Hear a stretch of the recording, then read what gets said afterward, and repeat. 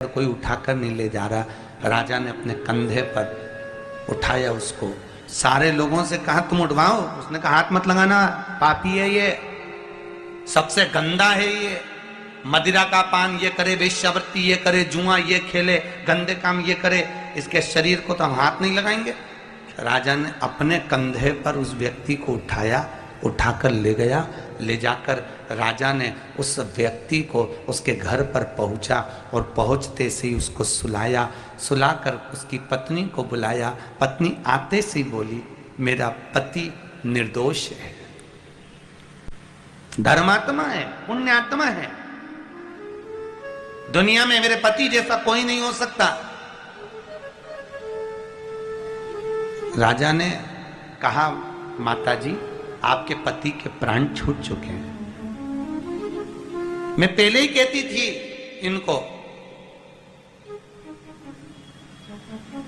बहुत निर्दोष है ये, धर्मात्मा है मेरा पति। पर दुनिया के लोग तो इसको गालियां दे रहे हैं, अपशब्द कह रहे हैं, और आप कह रहे हो कि धर्मात्मा। कहां मिला ये? आपको मालूम है नाली के पास पड़ा हुआ था, हम उठा कर लाए इसको। धर्मपत्नी कहती है भले नाली के पास मिला, पर मैं जानती हूं मेरा पति धर्मात्मा था। मैं इसको हमेशा कहती थी कि तुम क्यों उस शराब की दुकान पर जाते हो, दारू की दुकान पर जाते हो। क्या करता था ये? दारू की दुकान पर जाकर दारू खरीद कर लाता था, घर में चुपचाप से लाकर नाली में बहा देता था, अपने पैसे से लाता। मैं कहती दुनिया देख रही है तुमको कि तुम बोतल खरीद कर ला रहे हो, दुनिया कहेगी तुम पीते होगे, लोग तुम पे तू करेंगे। पर कहता है कि मैं लेकर आऊंगा, 4 लोगों को पीने नहीं दूंगा, कम से कम वो गंदा पानी में नाली में बहा दूंगा तो 4 लोग बच तो जाएंगे। वेश्या के दरवाजे पर जाते थे, वेश्या को खरीदते थे, एक कमरे में उसको छोड़कर गीता जी देकर कमरे में बिठा देते थे कि तू इसका पाठ करना, और गीता जी देकर बिठा देते थे। दुनिया के लोगों को लगता था कि ये वेश्या का संग करता था। मैं इसको हमेशा कहती थी तुम मरोगे तो लोग थू करेंगे, आज पूरे लोग थू कर रहे हैं। पर यह हमेशा कहता था मैंने नेक कर्म करा है तो मैं मरने के बाद भी मुझे कोई नेक व्यक्ति ही उठाएगा, पापी नहीं उठा पाएगा। मैंने नेक कर्म करा है तो मुझे नेक व्यक्ति ही उठाएगा, और मुझे उम्मीद है कि नेक व्यक्ति ही मेरा अंतिम संस्कार करेगा, भले नगर के लोग नहीं उठाएं। पर उसने कर्म ऐसा करा था, राजा की आंख में आंसू आ गए। राजा ने कहा बिल्कुल सत्य कहा, इसको उठाने वाला कोई नेक ही होगा, इसका अंतिम संस्कार मैं स्वयं करूंगा। राजा ने अपने राजभवन में ले जाकर चंदन की लकड़ी से अंतिम संस्कार करा कि ऐसा जीवन नहीं मिलेगा। सत्कर्म करना कोई करता है दिखावा कर कर, कोई करता है भीतर से। शंकर करें ए जगदम्बा, मैंने तुमको अमर कथा सुनाने के लिए बिठाया, तुम कथा सुनने के लिए बैठी हो, तुम कौन सी कथा सुनोगी? हुंकारा सुन भरोगी कि आंखों से देखोगी?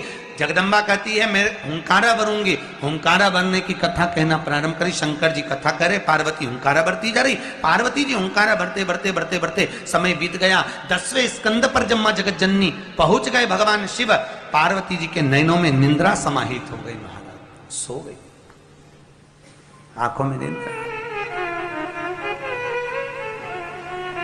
सो गई।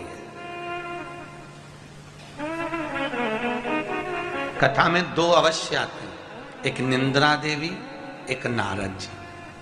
कौन कौन? नारद और निंद्रा। निंद्रा देवी आई कथा में, और किसी की आंखों में आके बैठ गई तो सोती हुई दिख जाए तो समझ लो आ गई, ठीक है, देवी पहुंच गई।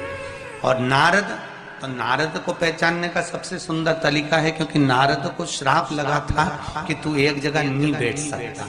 तो जो व्यक्ति बार बार जाए फिर आए, फिर जाए फिर आए, समझ जाना उसमें नारद भरा दिया है, उसमें नारद बैठ नहीं सकता।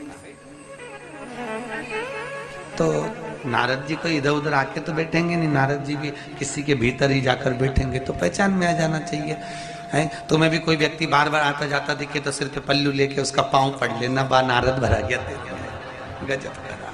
अच्छा देवऋषि। अब निंद्रा देवी आंखों में समाहित हो गई, जगदम्बा को नींद आ गई। कथा चल रही है, आपको कथा में अभी कहा था कि कथा में पहुंचना एक अलग बात है, पर कथा में पहुंचकर सत्संग श्रवण करना, कथा श्रवण करना और जीवन में उतारना ये अलग बात है। पहुंच जाओ वे